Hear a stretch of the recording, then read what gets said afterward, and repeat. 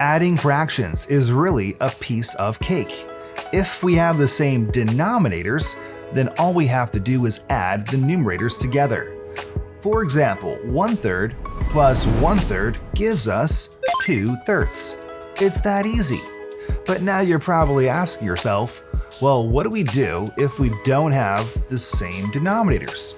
Well, in this video, I'm going to show you how to do it, and we're going to do it fast. Come on, let me show you what I'm talking about. Let's start with the simple example. Here we have 1/2 plus 1/3. Well, we can't add these fractions just yet because the denominators are not the same.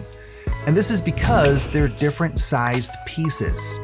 One fraction has been cut into halves, whereas the other fraction has been cut into thirds.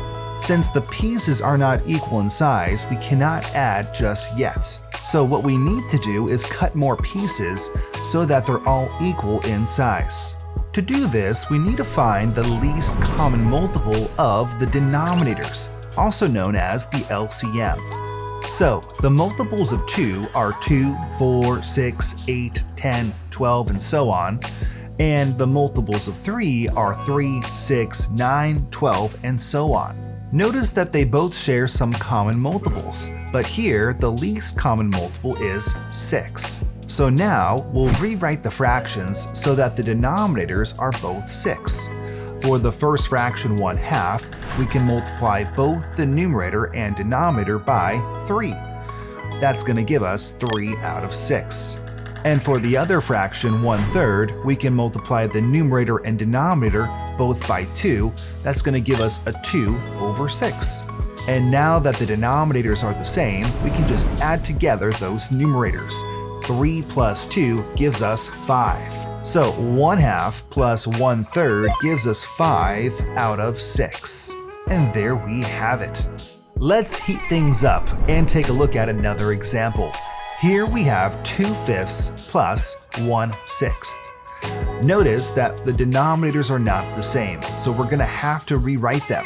So let's find the LCM of 5 and 6. Well, the multiples of 5 are 5, 10, 15, 20, 25, 30, and so on. And the multiples of 6 are 6, 12, 18, 24, 30, and so on. Notice that 5 and 6 have a common multiple of 30. Now, let's rewrite these fractions with a common denominator of 30. For 2/5, we can multiply both the numerator and denominator by 6, which gives us 12 out of 30.